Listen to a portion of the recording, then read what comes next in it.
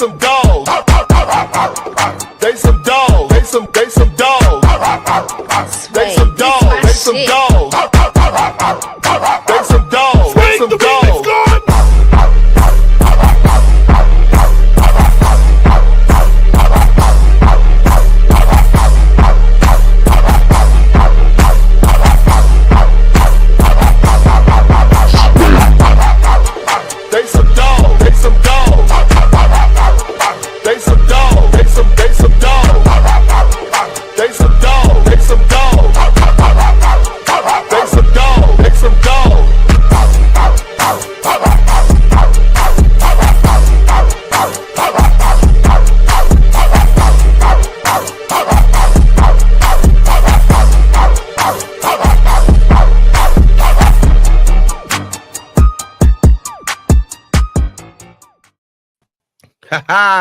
What's going on YouTube? What's going on Facebook and all the social media networks? Once again, you're tuned into another episode of the Arterial Motors Sports Podcast Network, featuring the best of my dogs and BFO. And we got a great, interesting show for you tonight. But before we get to that, we got to get to the quick intro. Chrissy Cutie's in the building. Chrissy, let them know what's good, baby. My goodness, you are talking so fast, Marcus. Slow down. I mean, I know Ain't I no want to get need to the to game, slow. but chill. Ain't Hey, no need to and slow. look, I got my fancy drink tonight. You know what I'm drinking? What are you drinking, Christy? Okay, so everybody knows I don't drink alcohol. This is a Shirley Temple. I know. A what? It's a Shirley Temple. Oh, okay. And I'm drinking it because when I was younger, my dad used to run all these different hotels. He was the manager, and they all had bars, and I would go with him to work a lot, and I would go in the bar, and because I thought it was fancy, I would order a Shirley Temple. And since I don't drink alcohol after work lately, I've been making myself a Shirley Temple. So cherries included. So cheers. I like how you pause that. She wildin'. I don't drink alcohol. Then I'm like, oh, what? You don't drink after work? I don't drink alcohol at all. TP is in the building, y'all. Wildin'. TP is in the building. TP, let them know what's good, player. You know who this is. This is your boy Thorough from the My Dogs Podcast. Let's get it. We got a good one for y'all, and I can't wait to get into it. Yeah, minus the cherries. All right, y'all. If you didn't know, as you well know, Greg Newsome, one of our cornerbacks, was traded to the Jacksonville Jaguars. And I want to ask the cast tonight, the main reason, was this a strong move? Was this a dumb move? Was this a necessary move? And we always go ladies first. So, Chris, I got to ask you, how do you feel about this Greg Newsome trade and what we got in return? And with Campbell coming here, how do you feel about it right now? Looking at numbers, it's pretty bilateral or lateral, not bilateral. I guess it's just lateral. It's pretty even trade, because I guess like we got a 7th round pick. They got a 6th round pick for him. And, they're around the same age. They came from the same draft class. I kind of am happy because this, Newsome went to Northwestern, but this cat went to Georgia. And so, this dog, I should say. So he's a dog in college. He's a dog now.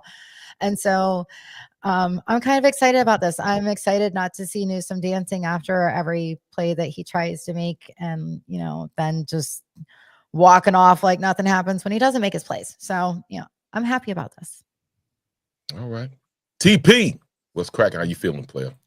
What you think? I mean, me personally, I think which the piggyback off of what she said, she is right. It's basically an even switch, but just like with going to different teams, people sometimes play a little bit different. So hopefully, Greg Newsome is not a bad corner. So the guy that we got must means that he's not a bad corner. But the only thing that I'm hoping that we get out of this trade is Greg Newsome like to hold a lot. Greg Newsome like to get a lot of penalties. So now we got another man-to-man cornerback, and we're going to put him out there Sunday, and we're going to see how many penalties he come up with. If he come up with none, we won the trade. So I'm happy. No doubt. So financially, how do you guys feel about the finances when it comes to this trade? Is this one of the biggest reasons why the Browns made this trade? Because they have been talking about getting rid of Newsome for a while. We heard about this since last year, and they finally went out and did it. So I want to ask you guys, How does the money look to you guys? You think it was the right decision? TP, let me see how the money feel to you.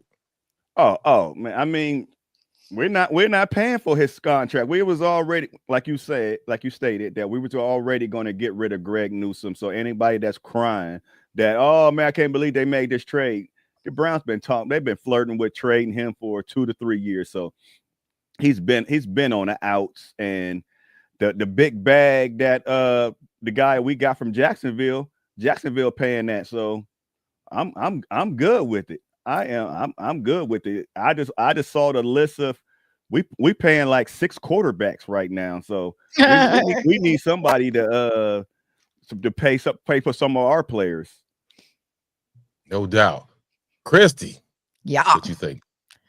I don't pay much attention to numbers because I don't like numbers, but I did find out, like TP said, that Jacksonville paid this cat or this dog's. I keep saying this cat because, well, he was a cat. He's now a dog.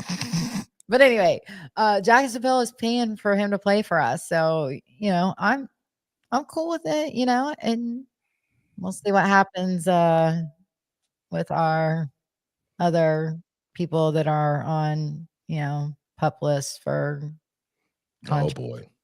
Yeah. Anyway, let's move on. We're not gonna do the Deshaun Watson thing. We're not gonna do that.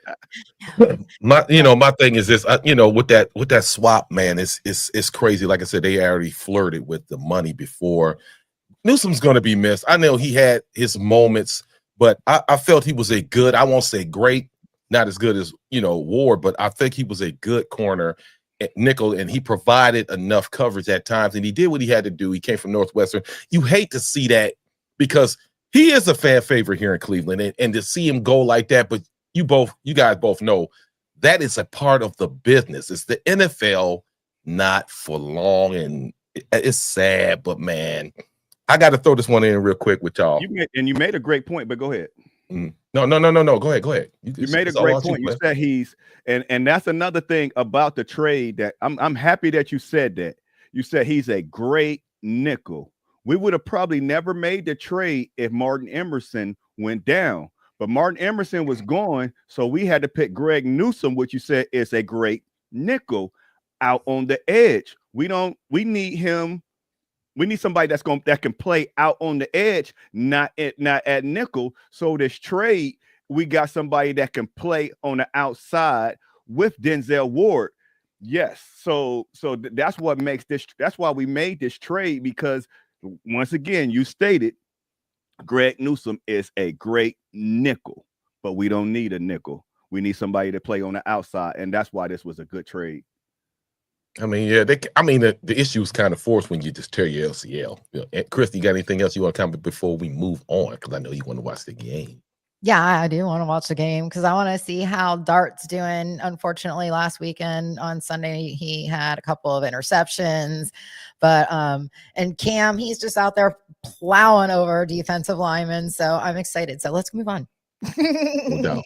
Real quick before we go, we got a little time. I want to ask you, since Christy wasn't on the show last night, is Kevin Stefanski doomed? Can he survive, Christy? Can Kevin Stefanski survive this season right now? I got to ask you what you think. I think if we go on a win streak that he might save his job, but like, I don't know, Kevin's sitting too pretty right now. And I mean, Andrew Berry, he's the one that's making all the trades and all the moves. So like, he ain't going to go anywhere anytime soon. He's probably going to have to find Kev's replacement. So Thank you. I mean, Thank you. Yeah, I hate to say it, but that's what's going to happen. TP. Hey, yeah, I love what she just said, because you keep trying to get rid of my man AB. AB staying. Kevin Stefanski. AB ain't going nowhere. Deuces. Look here. Usually when a new regime comes in, the GP's gone, the general manager, the GM's gone, the coach is gone, and they're going to revamp everything. If Stefanski goes, Barry goes. If Barry goes, you rarely see that. No, I'm not saying that it doesn't happen. You're saying it wrong. Hold on. Okay. Hold on. I'm just saying there's been situations where the GM stayed and the coach went. There's been situations where the coach went and the GM went. I'm just saying I just think the Browns have a tendency when they sweep, the broom gets swept. And if you're a little dust ball, your ass is going in the garbage can. I'm just saying, go ahead, bro. I got my hand up. Well, what I was saying that you were wrong when they clean house when they get rid of the GM, because every GM wants to come in and picks their own head coach. But if we get rid of the head coach, that doesn't mean that the GM is gone, because the GM once again is going to find his head coach. So just because Kevin Stefanski gone doesn't mean that Andrew Berry is going to be gone. That's what I said. No, you I didn't. said in certain yes, I did. We run this back. I said in certain situations the GM might leave and then the coach will stay. In certain situations, the coach will stay and the GM. I said that. No, you said when you said clean house. When you said no, but I said the Browns. I said the Browns have a tendency to clean house. That's all I was saying. Now, will it go like that? We don't know. You know what I'm saying? It's about I plead the fifth, and Barry's gonna have to stay his case. There's only three ways that they can go about it. You either get rid of both of them. Mm-hmm. You keep one over the other, or you keep the other over the other. There's only three ways to go about it. You know, I mean, they would never keep the head. They would never keep the head coach and fire the GM. That has happened before. I don't think that's ever happened. It could have, but What? the GM coming in and got to deal with that head coach that he don't like. The next year, that head coach is probably going to get fired. So when Dorsey came in and with the whole thing with Hugh, they did the same thing. Somebody stayed, and then a year later, the GM dipped. I'm just saying we don't know what the Hassels are thinking about. They might feel like all I'm saying is this: they might feel like get rid of both of them and DePodesta. They might say keep DePodesta, keep Stefanski, get rid of Barry. It's so many combinations, but like Chrissy said, there are three options in which you can make this happen. It just depends upon how they feel about each guy. You know what I'm saying? But we don't know. In my personal opinion, I think all of them getting swept. That's just me.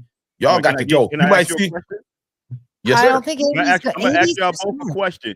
What grade do y'all give Andrew Berry, and what grade do y'all give Kevin Stefanski? For the entirety of the 6 years they've been here, I give them A, B, a B plus. Can't fire somebody with a B plus. I would a B plus? A B plus. That's what she said. How can you? Okay. Because he reworks contracts. He has saved us billions. I mean, like he is a genius when it comes to working contracts and getting people for, you know, besides the Deshaun Watson thing, but you know, Haslam took that as, you know, his responsibility. So it didn't fall on AB. So AB, in my eyes, really hasn't done that bad since he's been there, since he's the one that's supposed to be pulling all the draft picks and doing all the behind the scenes contract works and stuff. Whereas Kev is the one coaching. And yeah, I would give him a C because of the 2020 season when we went to the playoffs and won against the Steelers in Pittsburgh, 48-37. All right. So what you giving him, D? What you giving him? Which one? Which one you want me to take first? Oh, it don't matter. I'll give Andrew Berry will now, you got to understand something. Andrew Berry will go down in history signing the worst contract in NFL history. How can you give him a B for that? You can't. I give him a D plus because of now of where we're at and who we had to get. Hold on. Like you said, the numbers, you said he did the numbers. So if he signed the contract or made the contract, he's responsible. If he had the influence, that's something that we're going to have to deal with for years to come. And we still got to deal with your boy, number 4. We still got to deal with him for another year at least. So him doing that contract, when you see all the history books, when you look at all the NFL archives, you're always going to go back to that moment to when they were standing next to him, he was holding up the number 4 shirt. He's going to be infamous. He will be known in infamy, and that's not good. So I can't give Barry that type of grade. Now, as far as Stefanski, who has never made it, he doesn't even have a 500 record. I give him a little bit higher. What I say, D plus, he get the straight up D. You know what I'm saying? I'm like, damn, dog, because we gave you these tools and he mismanaged it. He didn't quite know how to operate with Deshaun. So no, both of them right now, unless they beat the brakes off of Pittsburgh, I ain't changing my mind, man. That man lied to my face. He lied to my face, dog. And I don't appreciate that. You know, say, oh, yeah. Well, I talked to Stefanski for like 20-something minutes. I'm like, man, he lied to me. I don't like that, man. But it is what it is. Anyway, host. Yes. So I'm good. I'm done. So anyway, as we move on to one of TP's topics. Now, I'm going to play this. And there was some comments and stuff made by Michael Irvin. Actually, it was done a while ago. Michael Irvin made some comments about the NFL and how he feels. People was talking about his era of football was soft. Deion was slow. So I want to hear what Michael had to say about this, man. It's crazy, man. They just talking shit. But other things were required when we played. You mugs get to run around and play fucking 7-on-7 touch football. We had pain in our game, and y'all don't even know shit about pain. Every route you got hit, even running around in the middle of, you could get tapped by those linebackers. They took all of that out the game because y'all asses were soft and you couldn't take it. Wow. I love it. Chris, okay. I feel what you said. Chris, what do you think about Michael Irvin's comments? I love it. First of all, I feel like he needs a huge hug. If you watch the whole 15 minutes or so of that video, like he starts off pretty decent, you know, but then he starts talking about these three dipshits that are trying to say that Deion couldn't hang with the guys playing in the NFL today, which no, if you put Deion in the NFL today with those guys, he doesn't have enough toes to keep up with them. But back then, wow. Anyway, I know. But Michael was right. Like him and Deion, they're in the Hall of Fame. And these three dipshits, who are they? You know, they all come from the participation trophy era where everybody got one. And I freaking loved every minute of that video that Michael Irvin did. But like I said, I really felt like he needed a hug afterwards. But I can understand why Miami Hurricanes are number 2 right now in the nation in college, because like he's got that heart. He's got that soul. And yeah, you know, they played tough back then. And when you look at like the guys that are out on the field now compared to what the guys look like then, they looked huge back then. Granted, a lot of it was padding because the pads have downsized, but they looked like giants back then. They don't look like giants anymore. And he's right. Like you can barely go out there and touch somebody before a flag is thrown. It's ridiculous. Everybody's soft. These three morons don't know what the hell they're talking about. Their show is called Truth Over Feelings or something like that. Or like Fact Over Feelings. Give them a plug. Yeah, like don't even go watch them because like, I haven't even watched them. I just watched what Michael put in his portion of his video, which, like I said, they're three dipshits. So I don't think that anybody should go look them up or listen to anything that they have to say because they're obviously morons. All right, TP. Well, as Christy stated, I'm gonna give you some backstory if y'all don't understand what the video was about. The video was about those guys. They stated that Deion Sanders never played with anybody with the speed that the wide receivers have today. Deion Sanders wouldn't have been able to play with these wide receivers today. Deion Sanders would have got burnt. Deion Sanders wouldn't have been able to be Deion. Deion played with slow people, and that's why Deion was great.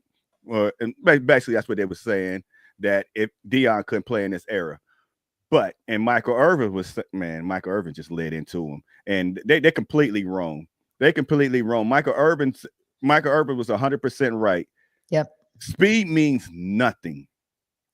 And back when Michael Irvin, every time, if you were getting the ball or you wasn't getting the ball, you were getting hit. you were getting hit. Everybody got hit on every down, and everybody was scared to go across the middle.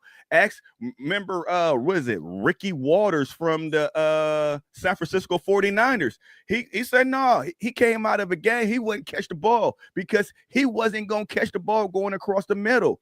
And that's where Michael Irvin lived, going across the middles on them slants. You got hit by a linebacker every time. And that's what he was saying. Don't put my name in it because I went through the rough. And that's in every sport, basketball, football, whatever you want to talk about. That era that we grew up in, man. Now I'm not saying that I'm not saying that these guys couldn't play in that era, but I'm just saying don't diss that era because, shoo, man, we grew up when football was football. When they had highlight reels, they had an NFL show, they had DVDs just for hitting. Now you can't even breathe on somebody now. They won't even replay, like when Tyreek twisted his leg the other day. Like evidently whoever was calling the game got in trouble because he commented on how bad it looked. Of course it looked bad, but you know what? I've sat there and watched a basketball player's leg break in half and the bone comes shooting out of it while he's laying on the basketball court. I mean, like, stuff like that's going to happen in football. You think the people there at the game don't see it happening? Like, why do we have to be so sensitized to that now when shootings are on our TV at 6 o'clock news and people are trying to sit down and have dinner? You know, they used to save that for 11 o'clock news. Now, when you're with your family, but yet we can't see someone get hit during a football game where they're supposed to. So this is not the 80s. It's not the 90s. It's 2025. That's a bunch of bullshit. You got to remember something too. These people were getting, and it's crazy. It seems like they should have got paid more money back then than they make now. These guys are, you know, what do you mean? What happened? What happened? Good. Different. You sound different. Oh, I don't know. You're fine. Yeah, you got it. Oh, she trying to watch her game. You holding her up. Right? I know she's trying to watch the game. We trying to end it, but it's a different era now. Said that Dart is bowling out, so we need to go. all right, no doubt. But before we go, it's a different era now. These guys are getting multi-million-dollar contracts, and you have to try to protect that multi-million-dollar guy. So, but I'm not saying what Michael was saying was wrong at all. He did go through a lot of pain. Don't get me wrong. But now, when these guys are worth $20 million next to, they was getting $20,000 a game. It's a whole nother, you know, you have to do something to protect the player. The era has changed. Some of these guys, they are kind of like hybrid. The size, because he said they had the pass, she's absolutely correct. They look humongous. And when you met them in real life, they small as hell. So I think that changed. You know, they're trying to make the game last longer, make it more exciting, make it more eventful, so you can stand up all during the goddamn game and all that old craziness. But I get why they made the change. But what the guys are saying, I do think Deion, absolutely. If you're running 4.27 or 4.3, you can run with anybody. And speed does matter, TP. Speed matters at any point in your life. If I ain't faster than you, you can't keep up with me. I'm going down the field. Mm-hmm. It is, and that's why Anthony Schwartz is going to the Pro Bowl.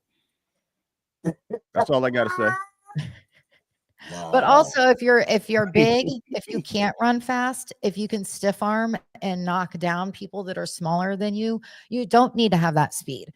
And Michael Irvin is a huge guy, like without all the huge pads that he wore back then. He was a ginormous man. He still is. When he put his hands on this, like, oh my God.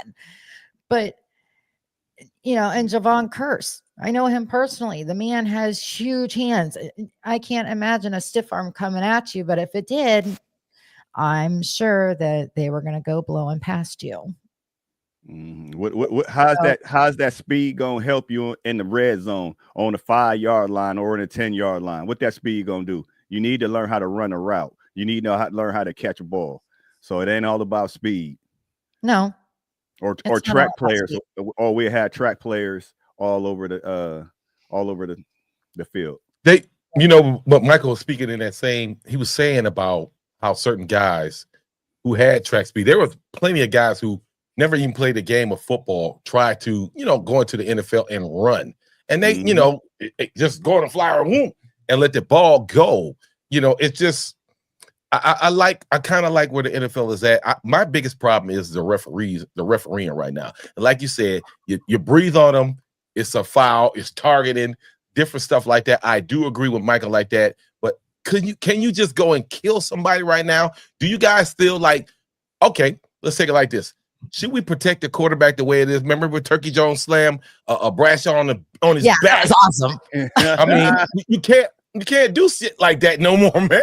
You know, people I understand that, but people are in the hospital. Think about what happened to the boy in Buffalo a couple years ago. He had a heart attack on the field, man. Yeah, but nobody knew that. Michael Shazier was damn near a vegetable.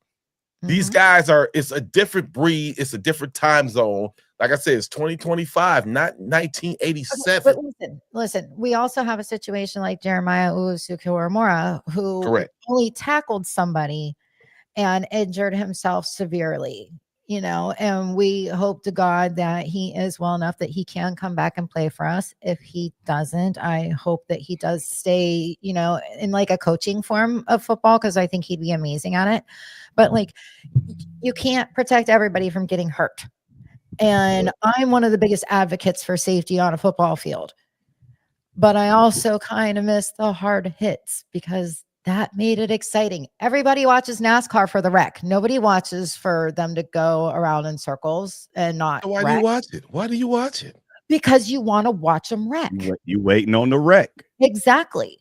Yeah. And the more that's what I watch it for. I want everybody to be safe, but that's what I watch it for. How are they being safe if you're waiting? Both of you guys just admitted you're waiting for the car to bust out in flames. Like, what kind of shit is that? No, not bust out in flames. Yeah. Brian Newman has finished many races flipping end over end and side over side across Talladega Super Speedway finish line so many times. And he did it in Daytona, and he almost didn't make it out of Daytona alive. He walked out of the hospital holding his daughter's hands, amazingly enough. His car never caught fire, but it did flip a lot of times. Now, Dale Sr., he did not make it through a wreck. And you know what? When you go back and you look at his accident compared to an accident that Tony Stewart was in earlier in that race, and you go back and you look at other accidents that other people have been in since, where they flipped end over end and side over side, the cars have been made a lot more safer. And Earnhardt did not like wearing that Hans device. It was something new. Now it's required because of what happened to him. And like I said, you look at his wreck compared to other wrecks even that day, and his wreck looked like nothing. That's why his son and Michael Waltrip celebrated in Victory Lane afterwards. They had no idea. Nobody did. I think you go watch Talladega Nights if y'all want to see a nice race movie. That's one of the best movies out there. Oh, I think you both are just violent people. You like but on your thing. Now, I would somewhat agree with you, but you made your statement was about a quarterback. But you can slam a running back or a wide receiver like that if they're gonna make it safe. Everybody, but I don't. They need to figure out a way. They're not it's hard to tackle somebody if somebody's falling to the ground or they about to fall. You go to hit them. Oh, you didn't hit a defenseless player. What you mean? There you go. You're right. So if they didn't see, you just said what I was about to say. Defenseless receiver. Whether that goes for running backs and that goes for wide receivers. Defenseless. That's their turn. Bro. I mean, I get it, bro. Don't get me wrong. I missed the era when remember when Brian Dawkins just laid Reggie Bush just laid him out. He started vomiting. You know what I'm saying? Them days is gone unless it's, don't get me wrong, you do still have some hard shots, but you just can't target and knock somebody's goddamn head off. I played football. I played with some people who are I played with two Hall of Famers, Charles Wilson and Orlando Pace. You know what I'm saying? And it's different now, man. And I remember when we was a kid, we used to jump on top of each other and smother people. If you get the ball, we'll smother your ass. You be down there like, damn, I can't breathe. That era is gone. So we just have to adjust to what we're doing right now. It's still the game. I still love everything that we're watching. But they need to change some of it. Because when you about to make a tackle and the wide receiver jump to the ground and you just happen to hit him in his helmet. oh, that's helmet. Do you hit him in the helmet? No. He saw me coming and he curled up He like a lowered little his girl, and I ended up hitting him in the helmet. I didn't mean to do that on purpose. I was gonna hit him clean in the chest, but he crumbled up like a girl and he closed his eyes. He's like, eh. Yep. Come on, man. That shouldn't be a foul. It's situational. So are we going back to the archaic ways of the NFL? Is that what y'all want to see? I want to see football. Christy? Yeah, I just want to see football. Like, I want to see it played like it's supposed to be played.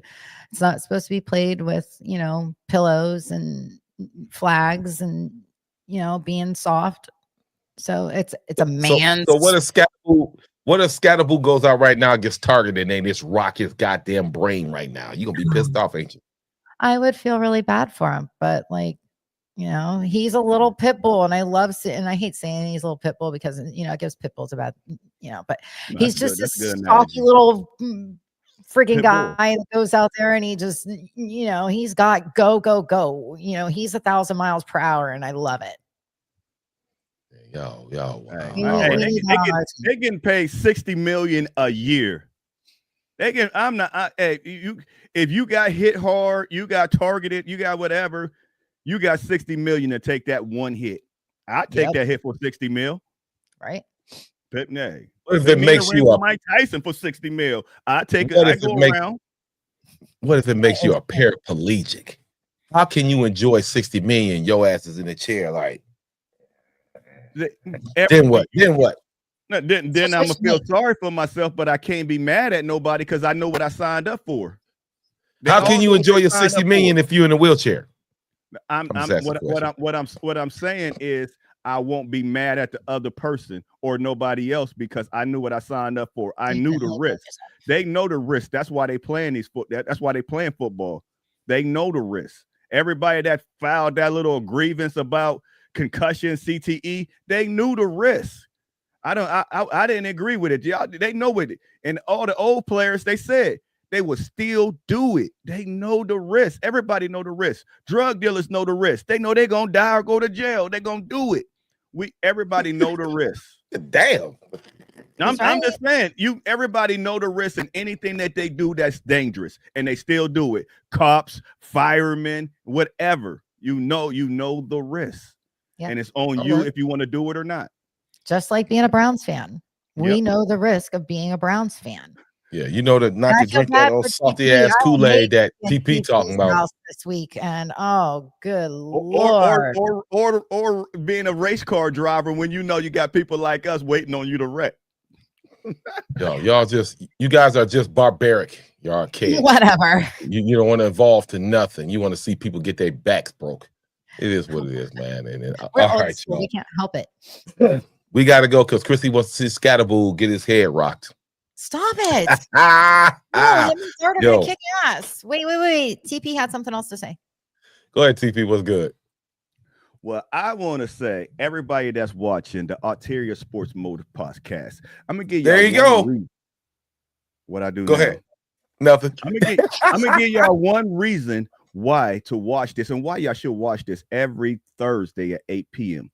Everybody on ESPN and all the social media networks, they have female podcasters, people on air and all that stuff. But we have our own, and our own from day one, she said Jackson Dart was the guy that she wanted in Cleveland.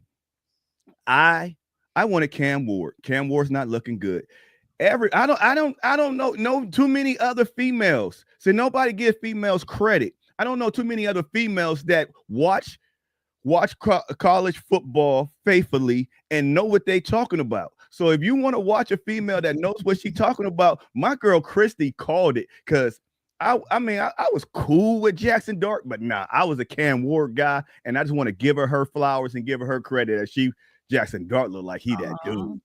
Thank you. I think since your old lady, excuse me, let me take that back because I won't get punched in the mouth.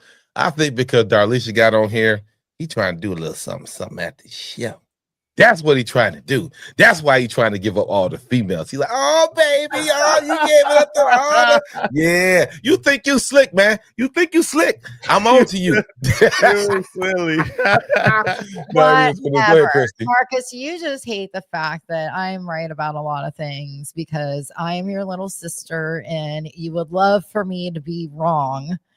But a lot of times I just come up with this stuff and I am actually, and I got one question, Marcus. Mm-hmm. What did you say about Jackson Dart? I was with when Chrissy said that about the Jackson Dart thing. I was with her. I was like, okay, cool. No. No.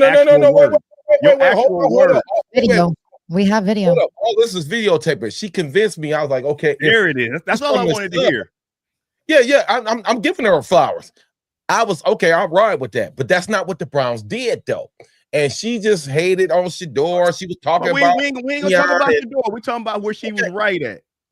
Okay, but dude, how many? You said he threw like all these interceptions last week. He still got a ways to go. We have to see at the end of the season, did they make the right move? That's all I'm saying. Dable is desperate right now. He's desperate because he brought 2 veterans, and now you're down to your rookie. You know, the Brown situation is a little bit different. That's all I'm saying. Just look at it right. Well, she's right. I never said that she was about stuff. I never said that Chrissy was wrong, even when she said Odell was going to get hurt, and that's what happened. And she put it out there in the universe. I said something was going to happen. You did that was see that is that barbaric, archaic attitude you have. Break his legs and wrap it around his neck and eat his foot. That's how you felt. I wish that had happened, but that's not what happened. I would have loved. He was on steroids, so it wouldn't have happened. Right? We got a dip. Who's he supposed to be suspended from playing with? That's what I want to know. Whenever he gets he's supposed to be what? He got suspended for 6 games. But he ain't playing. PEDs. Yeah, wow. All right, y'all. But he said he didn't do it. He said he said he never took a drug in his life. So whatever. All right, y'all. God damn it. We reached the end of the show. See, they're giving her flowers. Put her flowers up on the screen. They're giving her flowers. Put her flowers on the screen. Put the flowers on the screen. Put the flowers on the screen. Yeah. Oh, Daisy ate a daisy a weed anyway. Like I was saying. Hey, we reached the point at the end of the show. Give a big shout out to Christy and TP. Like I say every week, make sure you go to fanatics.com for all your official license gear. Garnet caps taking one hit at a time. And like I say every week, go Browns, bitches! We'll see you in Pittsburgh at the end of the week. Peace. And the Gators ate Arch Manning for lunch last week.